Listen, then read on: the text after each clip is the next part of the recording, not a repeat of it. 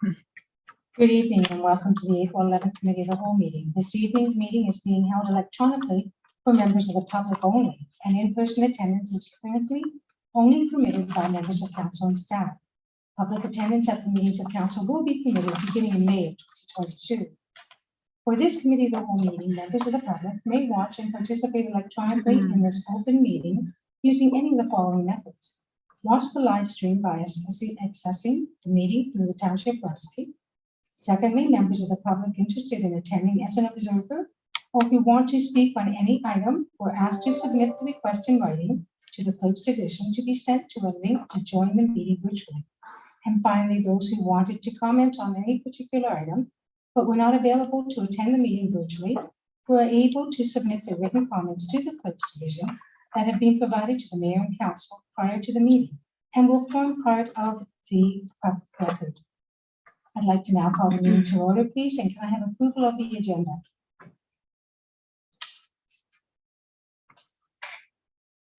Councilor Preston? Yes.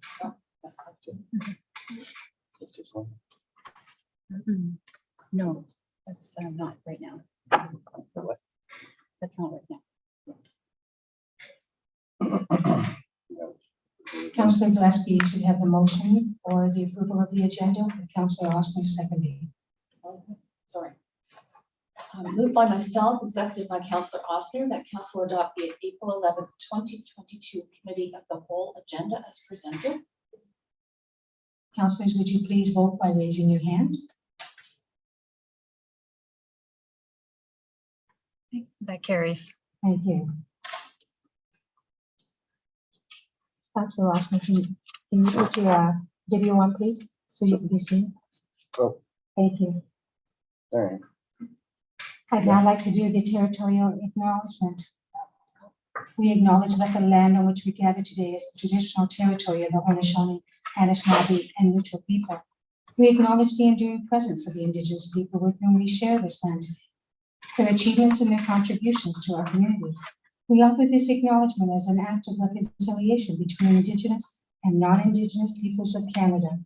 We'd like to now pause for a moment of silence while we reflect on our history with the Indigenous people, on our hopes for today to move forward and a stronger future.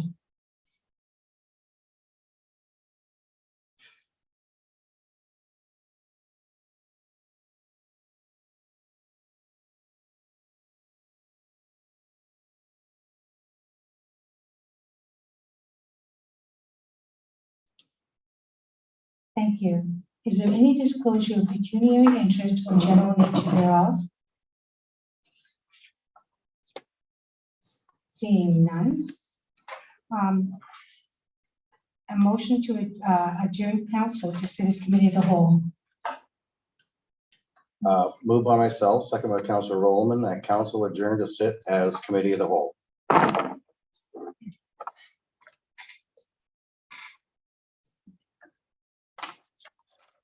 Okay, can you vote please by raising your hand? That motion is carried. Thank you. And financial functions areas. Members of council, would anybody like to speak to any items under finance? I do not see anybody raising their hand. Therefore, Councilor Can you Rollman. give me have the 1 motion. second, please? Oh, sorry. Go ahead. So we're on number 6, finance. Yes, and would you raise your hand if you'd like to speak, please? Thank you, Councilor Rollman. Would you read the motion, please? I move by myself, second by Councilor Oster, that Committee of the Whole recommend the following item be approved as presented, as outlined in the staff reports listed in the finance function area. 6.1 report number FIN 14-2022, 2022 tax rate bylaw. FIN report 14-2022 received, and that council adopt bylaw number 3316-22, being a bylaw to adopt the 2022 tax rates bylaw, which includes the Township of North Dumfries initial tax rate for general and special area levy, regional Waterloo tax rates, and Province of Ontario school board tax rates. And 6.2 report number FIN 15-2022, annual treasurer's statement on the continuity of the development charges reserve fund as at December 31st, 2021. that FIN report number 15-2022 be received for purposes of information. Councillors, please raise your hand in favor if you're in favor. And I see none opposed. Thank you. Next is the developmental services functions areas. If any member of the public would wish to pull any of the reports.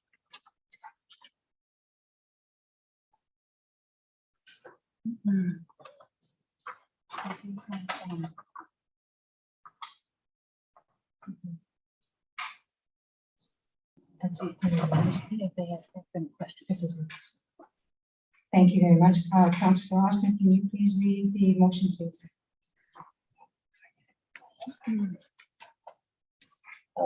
don't have.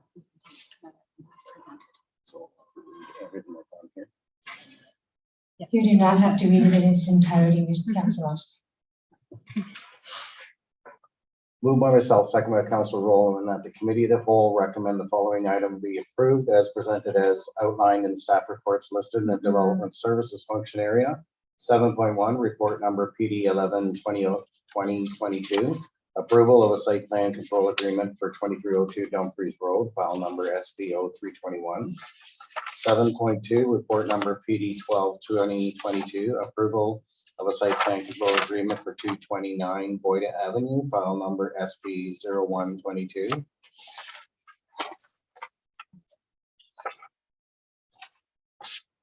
Report 7.3, report number PD 13-2022, Part 4 Ontario Heritage Act, amend by law to designate heritage property for Jerry Van Dyke and Annika Van Dyke, 2596 Alps Road.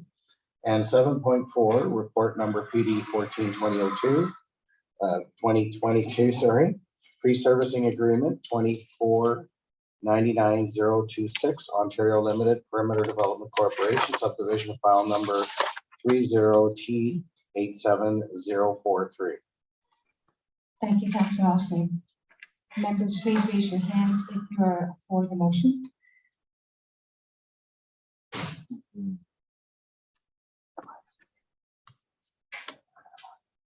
Councillor Austin, you have to put your page down. That's the paper. Thank you, that's good. Carried.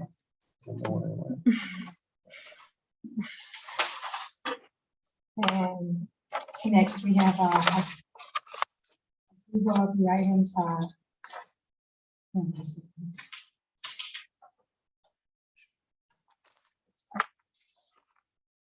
Any members wish to put any of the community service functions reports? Councillor Austin? Oh, sorry, I'm ahead of my time. It's not that. Okay, anyone wish to read any of the reports? Seeing no one, Councillor McCreary, would you please do the motion, please?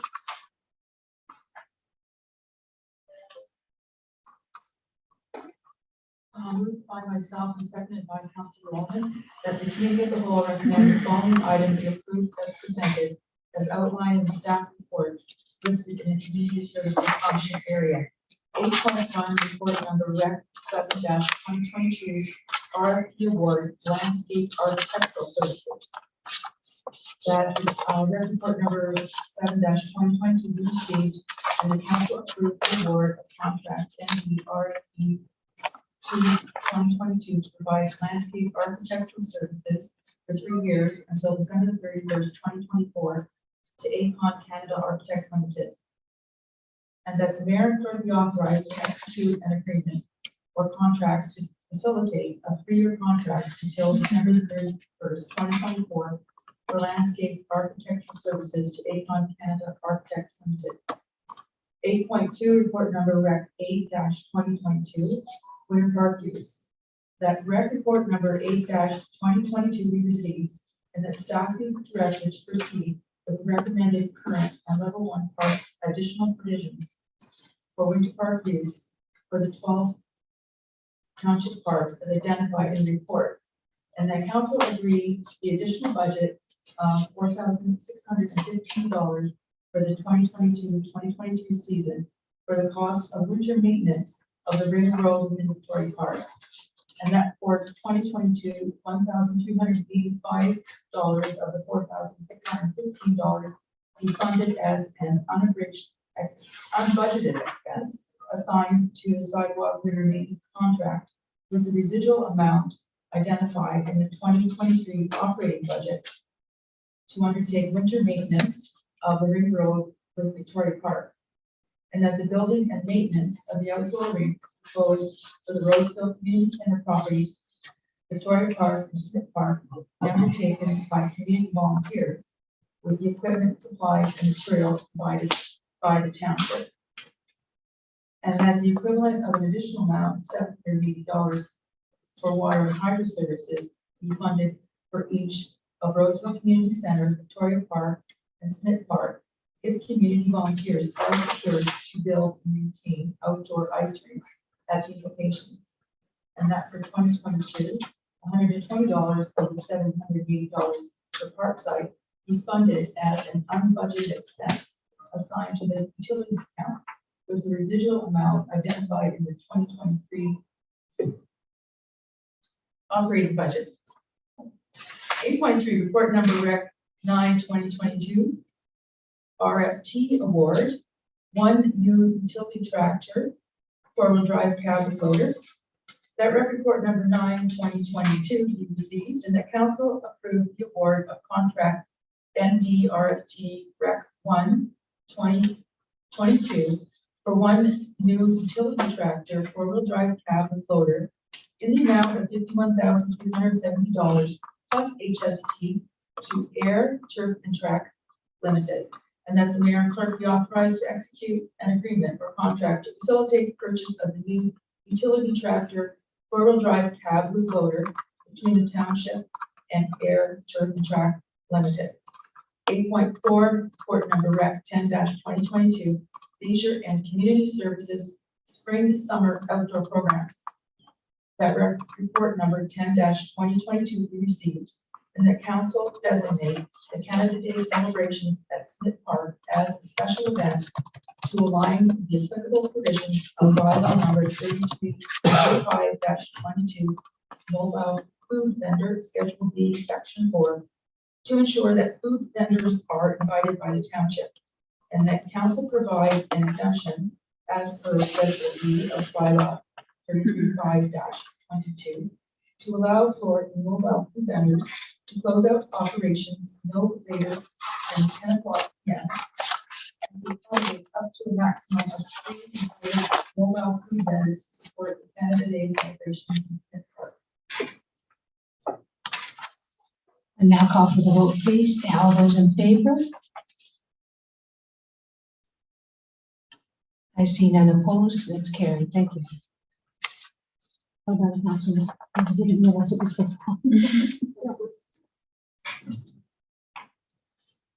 Next, we have the government services, protective services function area. There is a 9.1 to 9.5. Any questions or comments, councillors? Any of those items you wish to pull? Councillor Austin.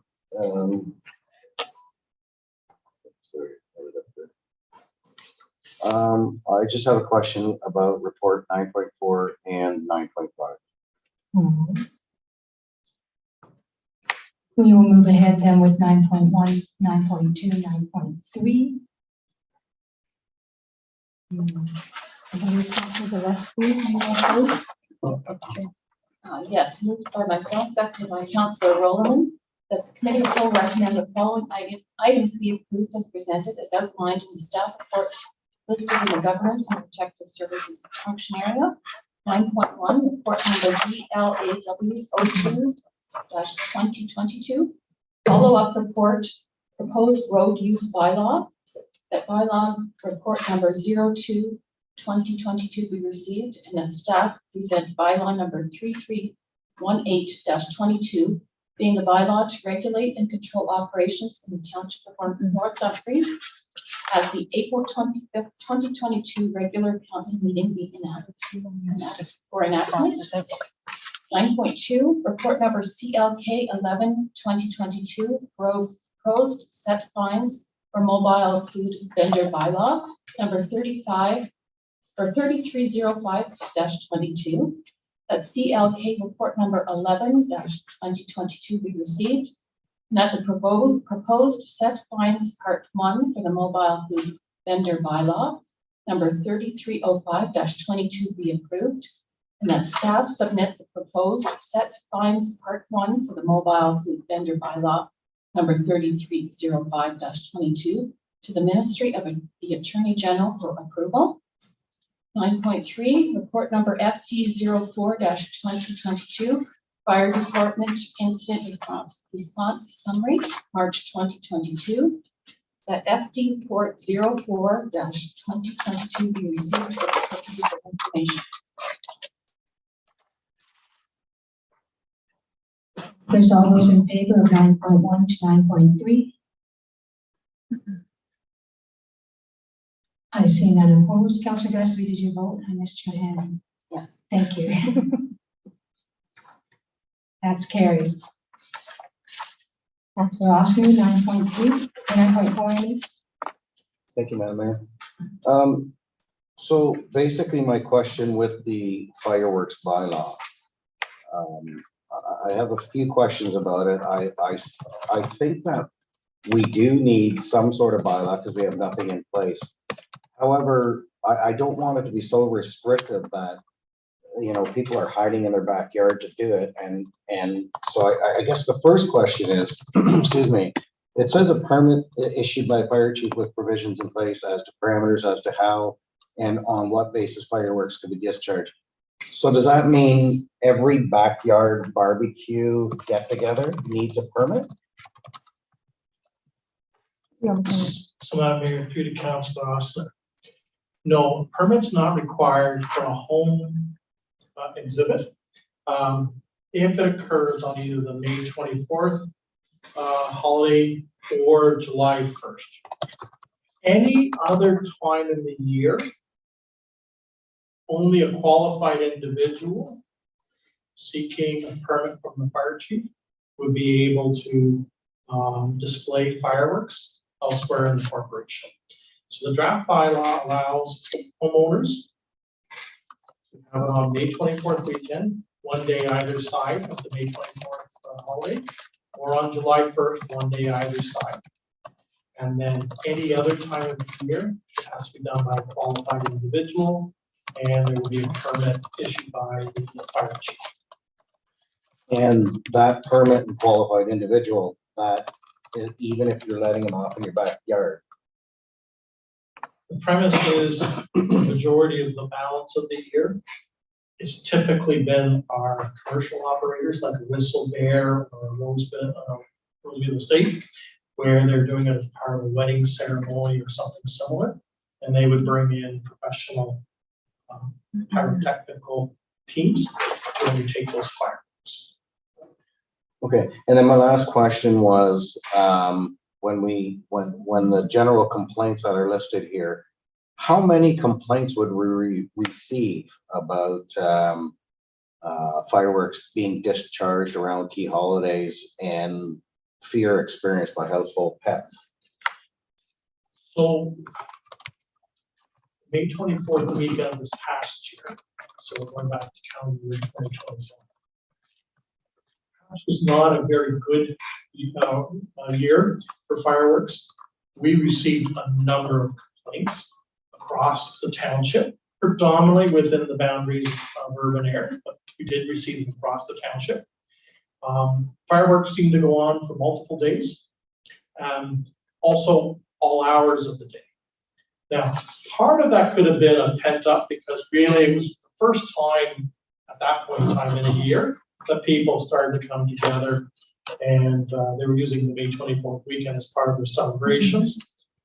We probably received in excess of 40 complaints from residents about where they're being discharged. We had them on our roads and our parks, as an example, the hours of day, and also the frequency. There were a handful that people were very concerned about the safety of the fireworks as it related to the adjacencies of their homes and the discharge of fireworks. Councillor McCreary.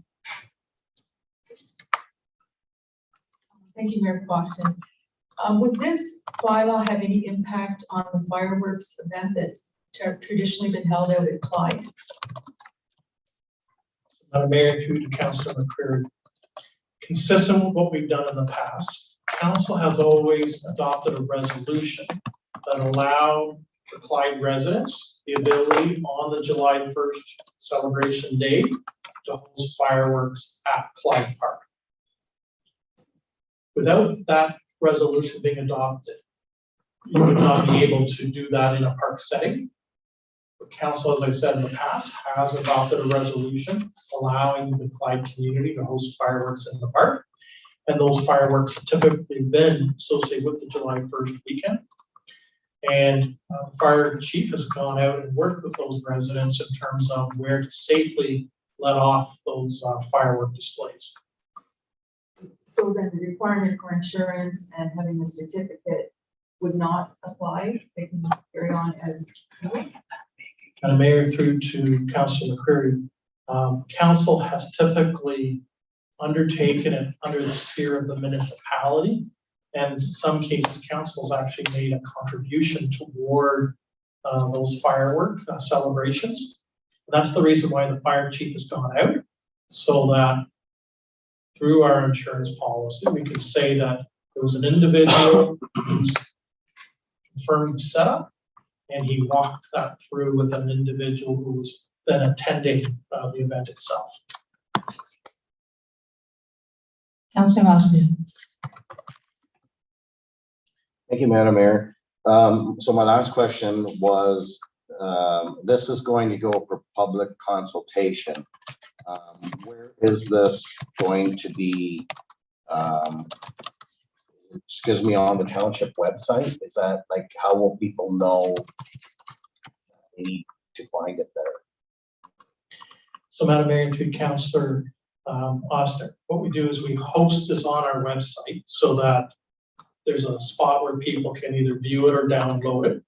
And we use our various media channels to advertise that over the next 3 weeks, a 3.5 week period. This is where you can access the material, and we would welcome comments back through the clerk's department related to the draft bylaw. And so what's typically there is the staff report, part of your agenda tonight, the draft bylaw, and then, as I said, people can access it from the website and then provide their comments back to us, either through email or written correspondence. So it'll go through the e-blast, Facebook, et cetera, to make sure that Yes. people understand that it's just not people complaining about their pet that's afraid, or the actual people that sent in the complaints, because that it's not a very good response at the general public if only the people that complained about it are the ones that are going to respond to this public consultation. So, Madam Mayor, through Councillor Oster, we follow the same protocol or program that we did for the mobile food vendor, as well as most recently the road use bylaw the council dealt with tonight. So we'd be following the same process with the broad canvas. We want comments from any interested member of the public on the draft bylaw. Councillor McCreary.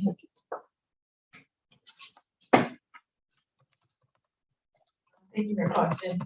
There's 3 different categories of explosives here: family fireworks, firecrackers, and fireworks. And I have some clarification as to what these 3 categories are and how things fit into them. So firecrackers is an actual definition.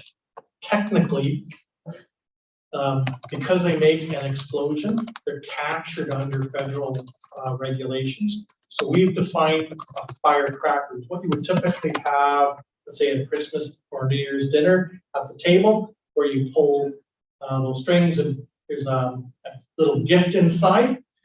That's a firecracker. Then there is the family fireworks, is what you and I would typically be able to purchase, let's say at the Foodland, as an example, for fireworks display in our backyard. And the last is where you have that designated qualified pyrotechnical company or individual that would discharge fireworks.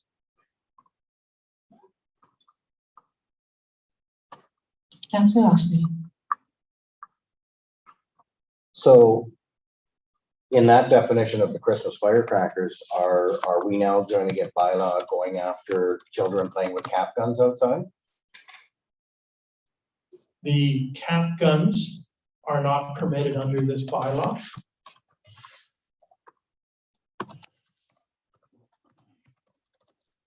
I see no other questions or comments. Can I have a motion, please? Moved by myself and seconded by Councillor Osner that FD Report 05-2022 be received for purposes of discussion, and that staff post the draft bylaw, being a bylaw to prohibit the sale and use of firecrackers and to regulate the sale and use of fireworks on the township website and seek input from the public, members of public, and that staff return with a follow-up report and bylaw with any necessary revisions arising from the public consultation phase for the consideration of council at the May 16th, 2022 meeting. I'll now call for the vote. All those in favor, please raise your hand. I see none opposed, as carried. We'll now discuss 9.4, Councillor Austin. 9.5, my apology, Councillor Austin. Thank you. So basically, it's same opinion I had when we brought this up last time. I was questioning why we needed this work from home policy. Does it affect many employees? And do you have kind of a scenario or example of, like, we have numerous employees, like in the building department, et cetera, that go out and work in the field. And a lot of complaints that I've had, that I've heard from the general public, is staff not being readily accessible or not getting back to people in a timely manner. Happened not too long ago, probably within the last month. So my concern is, if we start having positions working from home, we're going to be less accessible. And in light of the complaints that I've received and had to get involved with several of them, so I'm a little leery about coming up with a work at home policy versus if it's a one-off or something that staff, department heads, or CAO may be able to take care of it without a framework policy. Framework policy is kind of like putting it out there to everybody, and if they fall within it, then they fall within it. Where I'm not really supportive of having a lot of people working from home versus we're in a people industry and we need to be there for the people. So, Madam Mayor, through to Councillor Rosner. Not each position nor each individual would be necessarily appropriate for a work from home scenario. The reality is, during the teeth of the pandemic, we really had no choice. And so we actually had some people that were miscast working from home, but we actually had that obligation under provincial regulation. This policy is looking, as we're emerging from the pandemic, what opportunities presented themselves through the pandemic that could be appropriate for work from home, or a selected number of staff or types of positions that perhaps are best suited or could be tailored to allow for meaningful work from home. This is not a permanent work from home. In other words, each part of a week, they're expected to be in the office for direct liaison with their supervisor or manager, as the case may be. It is for a limited time basis. It's up for review each year. And at any point in time, if the person does not fulfill the obligations as set out in the policy and set out in the contract that will be executed for the work from home scenario with that qualified individual, if they're not following those service expectations, it can be revoked. This is meant to be tailored to those that can thrive within a work from home scenario and or the nature of the position along with their personal attributes can facilitate the work from home. It is not for all positions and it's not for all individuals. There are some people that actually need to be in a more structured work environment, and they would not be suitable for a work from home. There can also be adjustments based on the season. So you use the building department as a time.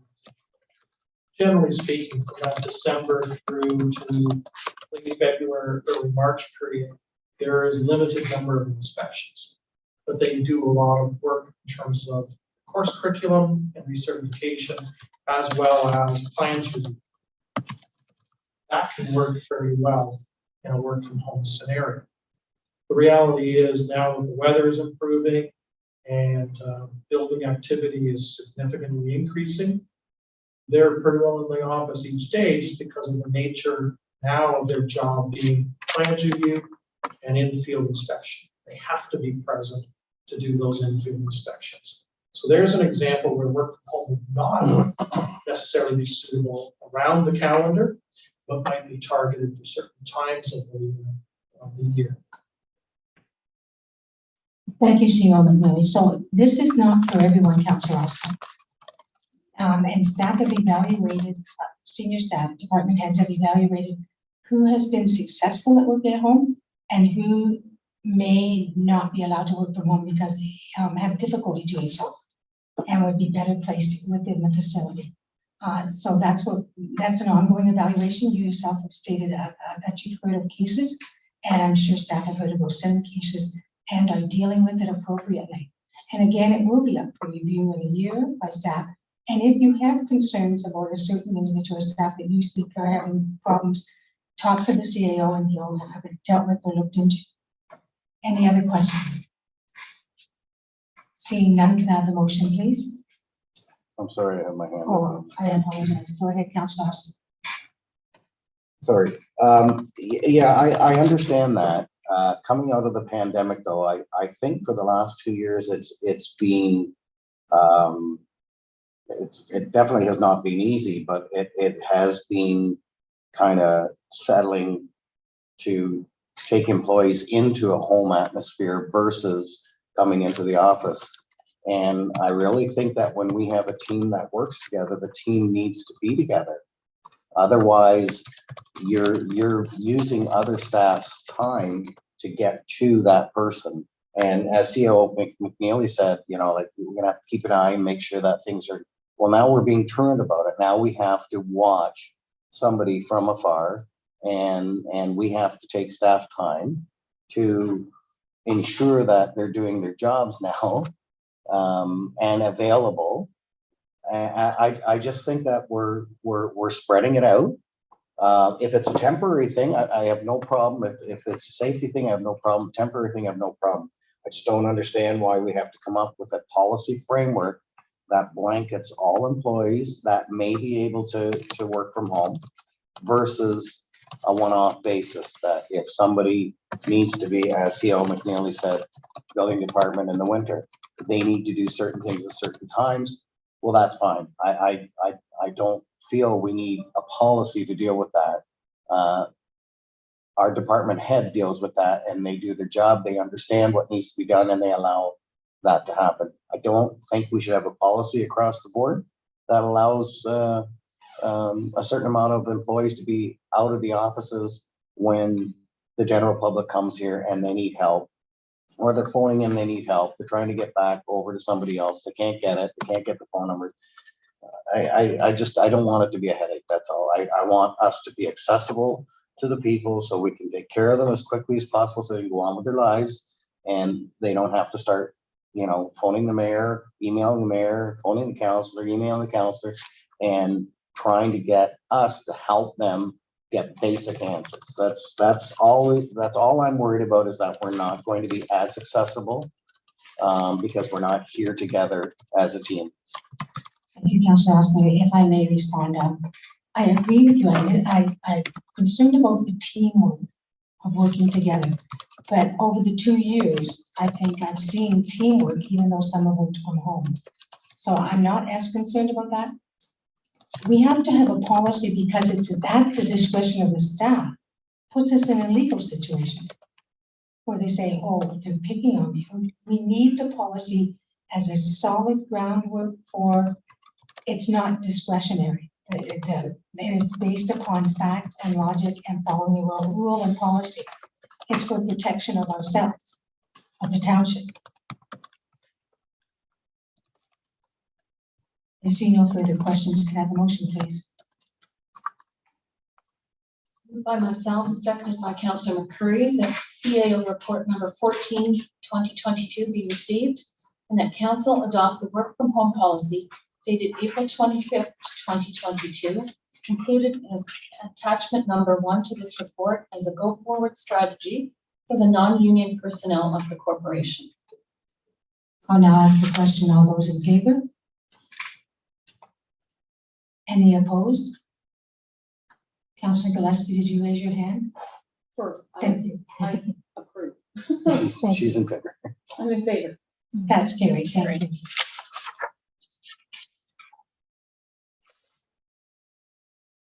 And can I now have a motion to adjourn from committee of the whole, Councillor Holman?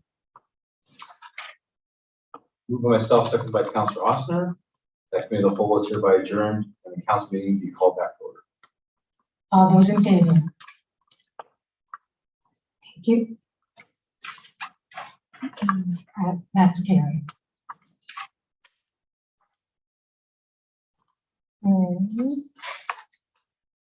Yes,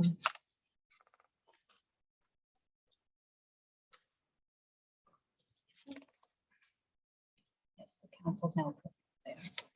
All right, so Councilor McCreary, you have a motion for approving 10.1 and bylaws of 11.1. Oh, no. Or 10, just 10.1.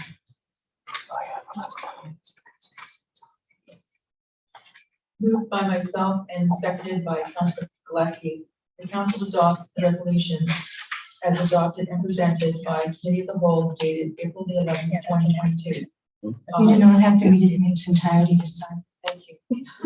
Report number EB 13, 2022, Part 4 Ontario Heritage Act, amend bylaw, designate heritage property for Jerry Van Dyke and Anna Van Dyke, 2596 Elks Road.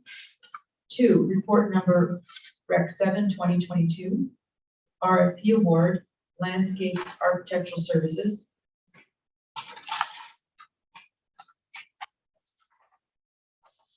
And 3, report number Rec 9, 2022, RFT award, 1 new utility tractor, 4-wheel drive cab and loader.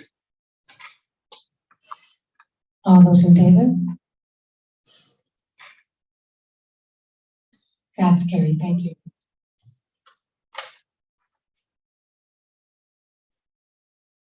Next, we have a reading of the bylaws. Councillor Austin, please. Moved by myself, second by Councillor McCreary, that the following bylaw be taken as read a first and second time. Bylaw number 3315-22 being a bylaw to amend bylaw 918-86 to correct the legal description of the property and to include a statement explaining the property's cultural heritage value or interest and a description of the property's heritage attributes. And now I'll call the vote, please. All those in favor? Thank you. That's carried.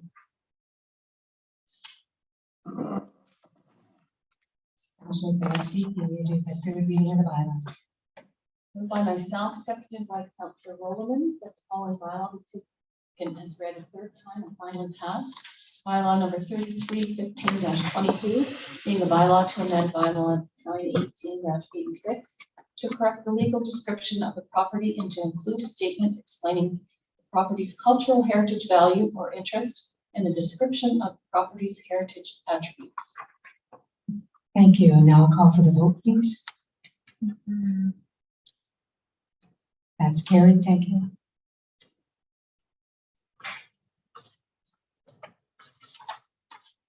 And now, Councillor Rowland, can I have the third bylaw? I think the number on this bylaw is not the same as on the agenda. Will the clerk confirm for me? Yes, it should read 3319-22. It should be 3319-22. Make that correction. Moved by myself, seconded by Councillor Ossner, that bylaw number 3319-22 being a bylaw to confirm the proceedings of committee of the whole on April 11th, 2022, be read first, second, third time, and be finally passed, signed, and sealed by the mayor and clerk. I will now call for the approval of the motion. All those in favor? Thank you, that's passed. And now, Councillor Overman, the agenda. Moved by myself and seconded by Councillor Perry, that whereas business before this committee of the whole meeting has been completed at 6:40 p.m. Be resolved that this meeting adjourned and meets again on April 25th at 7 p.m. for regular council meeting. I'll call for the vote. All those in favor?